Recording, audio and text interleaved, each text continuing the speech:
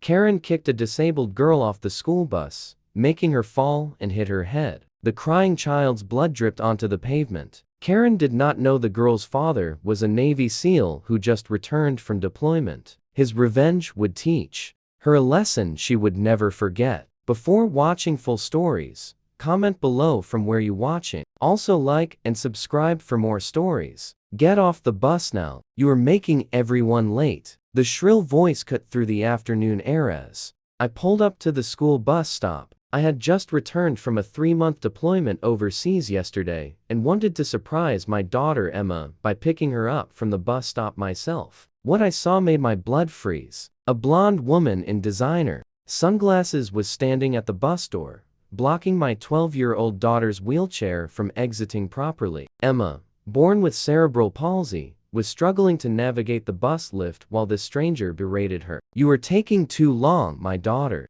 has piano lessons," the woman shouted, reaching over and hitting the lift control button before Emma was secured. I leaped from my car as the lift jerked and my precious Emma slipped from her wheelchair, tumbling to the hard concrete below her small body hit the ground with a sickening thud, her head striking the pavement. "Emma!" I screamed, sprinting toward my fallen daughter as blood began to seep from a gash on her forehead. Her specialized glasses lay shattered beside her. But today was different. As I watched from our porch, I noticed the bus stopping at our designated spot at the end of the street. I could see Lily waiting there with Mrs. Martinez, our neighbor, who helps take her to the bus stop when I am deployed. Something seemed off. The bus door opened, but instead of Mr. Johnson, a woman with a tight blonde ponytail and oversized sunglasses stepped out. I put down my coffee and walked closer, something in my gut telling me to pay attention. As I got within earshot, I could hear the woman's shrill voice carrying through the morning air. "This is ridiculous. It takes too long to load and unload these wheelchairs. We are running late because of this." I quickened my pace, my combat boots hardly making a sound on the pavement. A habit from years of stealth operations as a Navy SEAL. "Excuse me," Mrs. Martinez was saying, her voice trembling with disbelief. "Lily has every right to take this bus. There is a schedule for a reason, and the lift only takes a minute." The woman, whom I would later learn was Patricia Donovan from the local homeowner association, crossed her arms across her designer jacket. Her perfectly manicured nails tapped impatiently against her arm. "Listen, I'm doing everyone a favor by volunteering as a bus monitor today, and I am telling you this is inefficient. My daughter Brittany is going to be late for her advanced placement test, and the other kids have schedules too." Saw Lily's face fall, the hurt in her eyes cutting through me like a knife. A teenage girl with the same blonde hair as Patricia peeked out from the bus window, smirking slightly. "Ma'am," I said, my voice calm but firm as I approached. Years of high-stakes operations had taught me to control my emotions even when my blood was boiling. "That is my daughter you are talking about." Patricia barely glanced at me. "Well, you should make other arrangements. It is inconsiderate to make 20 other students wait for one child. Maybe you could drive her yourself instead of causing problems for everyone else." I stepped closer, standing tall in my civilian clothes, a simple T-shirt that did little to hide the muscle built from years of military training. "I am James Wilson, Lily's father and a lieutenant in the Navy SEALs. I just returned from deployment, and I would appreciate it if you would allow my daughter on her regular bus, as required by law." Patricia scoffed, looking me up and down dismissively. "Military or not, rules are rules. I am the new homeowner association president, and I am implementing efficiency protocols for the neighborhood. The bus is already 3 minutes behind schedule. What my daughter has is not a choice, Miss Donovan. The Americans with Disabilities Act guarantees her right to access this transportation." "Well, I do not see how that is my problem," Patricia snapped. "Maybe you should have thought about logistics before moving to this neighborhood. Our community has standards." By now, several kids were watching from the windows. Lily's eyes were welling with tears, and my heart broke for her. I had faced terrorists and hostage situations with less anger than I felt in that moment. "Lily, honey," I said gently, "let us go home. I will drive you to school today." As I turned Lily's wheelchair around, Patricia called after us, "Good choice, and you might want to attend the next homeowner association." Meeting. We are discussing designated times for special needs activities in common areas. We cannot have wheelchairs cluttering up the playground during peak hours. I felt my jaw clench, but I kept walking. This was not the time or place, Mrs. Martinez. Squeeze my arm in solidarity before heading back to her house. Back home, Lily was quiet as I helped her into our adapted minivan. Daddy, she finally said in a small voice that broke my heart. Am I a burden? I knelt down to her eye level, my throat tight. Emma Wilson, you listen to me. You are the bravest, strongest person I know, braver than many of the men I have served with. You are never, ever a burden. Some people just have not learned what real strength looks like. She gave me a small smile, wincing slightly from the bandage on her forehead, and I gently kissed her cheek before closing her door. On the drive to school, I called the principal, Dr. Torres, and explained what happened. His response was immediate and reassuring. Lieutenant Wilson, I am appalled. Mrs. Donovan has no authority as a bus monitor. We do not even have such a position. She must have bullied her way onto the bus when the regular monitor called in sick. I will handle this immediately and ensure Lily's transportation rights are protected. After dropping Lily off, I drove straight to the school district's transportation office. The director, a former Army Ranger named Mike Garrett, was equally outraged. James, this is completely unacceptable. The bus driver should never have allowed a self-appointed monitor to make decisions about who rides or does not ride. I will be speaking with him, and we will make sure this does not happen again. But I knew this was just the beginning. As I drove home, I remembered Patricia's smug face as my daughter lay bleeding on the ground. The image of Emma's terrified eyes looking up at me from the pavement burned in my mind. My years in the SEALs had taught me strategy and patience. This was not just about revenge. It was about justice and ensuring my daughter and others like her would be treated with dignity and never endangered again. That evening, I did my research. Patricia Donovan had indeed recently become Homeowner Association president in a special election with historically low turnout in just 3 months. Complaints about her leadership had skyrocketed. She had implemented dozens of new efficiency protocols, from limiting the times children could play outside to dictating what colors people could paint their mailboxes.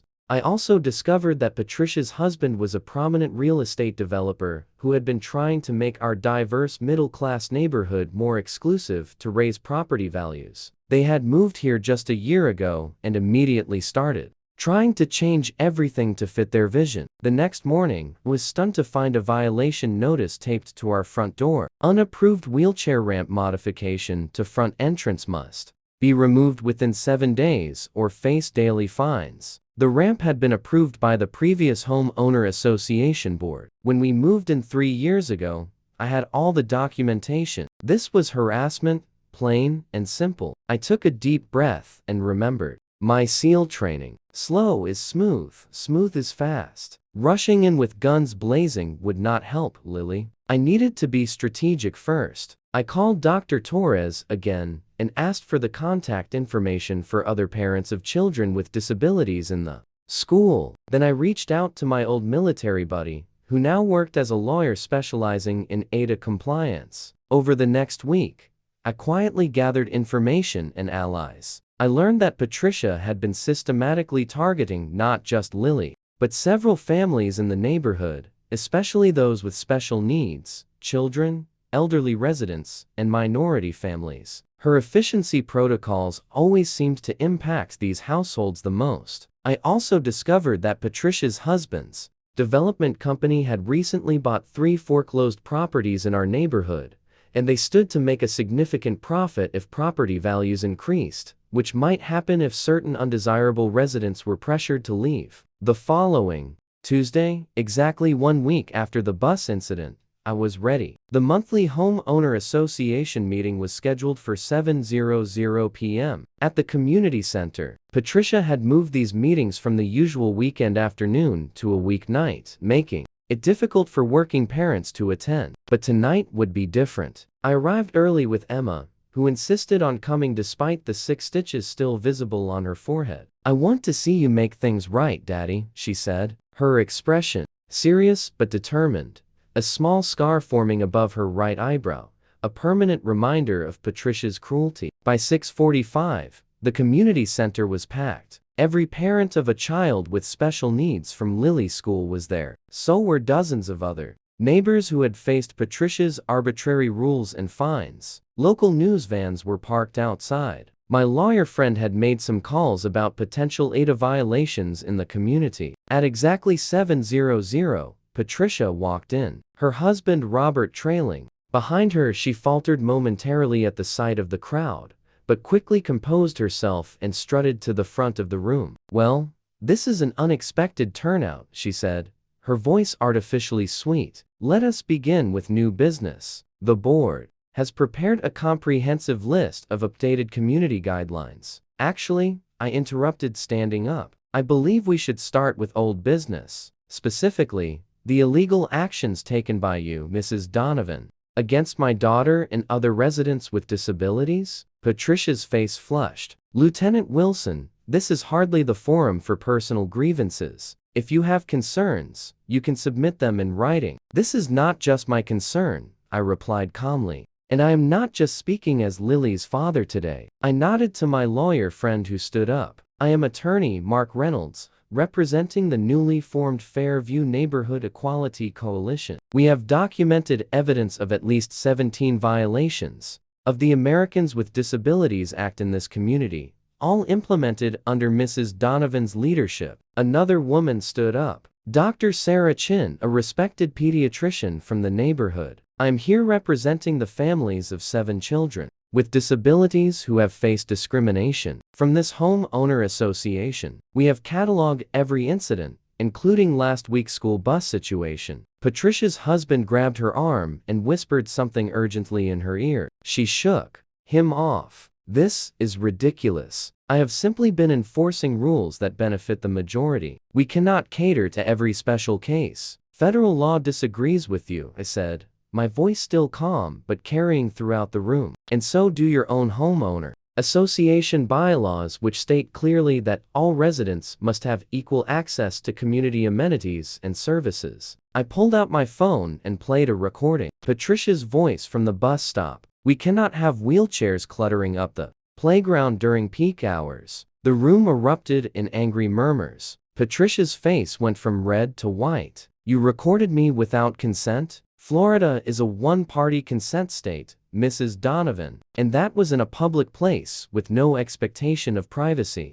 Mr. Donovan stepped forward, clearly trying to salvage the situation. "Perhaps there have been some misunderstandings we certainly never intended." "It is not just about intentions," I cut in. "It is about actions. And we have evidence that your development company has been working to pressure certain homeowners to sell by selectively enforcing homeowner association rules against them." I signaled to Mrs. Martinez, who distributed folders to each board member containing documented evidence of the Donovan systematic targeting. "We have also taken the liberty of filing formal complaints with the Department of Housing and Urban Development, the Department of Justice Civil Rights Division, and the State Attorney General's Office," my lawyer friend added. "They are particularly interested in the connection between the homeowner association actions and Mr. Donovan's real estate investments." Robert Donovan looked like he might faint. Patricia's carefully applied makeup could not hide her shock. "What do you want?" she finally managed to ask. I wheeled Emma forward, the bandage on her head a stark reminder of what happened. "My daughter would like to respond to that question." Emma looked up at Patricia, reaching up unconsciously to touch her stitches. "I just want to ride the bus with my friends without getting hurt. And I want every kid like me to be able to play in the park and live in this neighborhood without being called a burden or being pushed around by people like you." The room fell silent. Then Mr. Jenkins, our 72-year-old neighbor, who had been fined for having a medical alert button installation without prior approval, stood up. I moved for an immediate vote of no confidence in the current homeowner association. President and board seconded called out voices from around the room. By the end of the night, Patricia and the board members who had supported her were voted out. The police officer who had been quietly sitting in the back of the room also approached Patricia after the meeting. "Mrs. Donovan, I need to speak with you regarding the incident with Emma Wilson. We are investigating charges of reckless endangerment of a minor and potential violation of the Americans with Disabilities Act," he stated.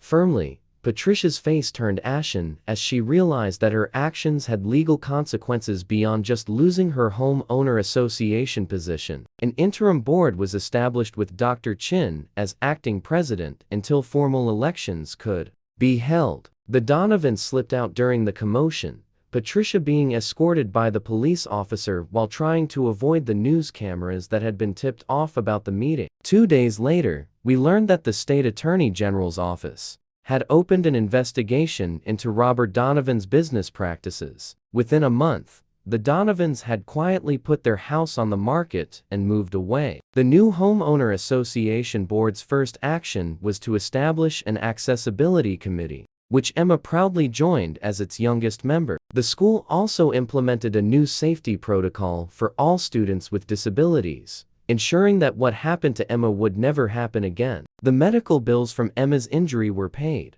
in full by the Donovans as part of a settlement that also included funding for accessibility improvements throughout the neighborhood. As for me, I went back to being just Emma's dad, which has always been the most important mission of my life. The skills I learned as a Navy SEAL served me well, but it was Emma's courage, even with her scar still healing, that truly inspired our neighborhood to stand up against injustice. Sometimes the strongest warriors come in unexpected packages, and the most important battles are fought not on foreign soil, but right in our own communities, for the dignity and rights of those we love. Emma's scar might fade with time, but our community's resolve to protect its most vulnerable members never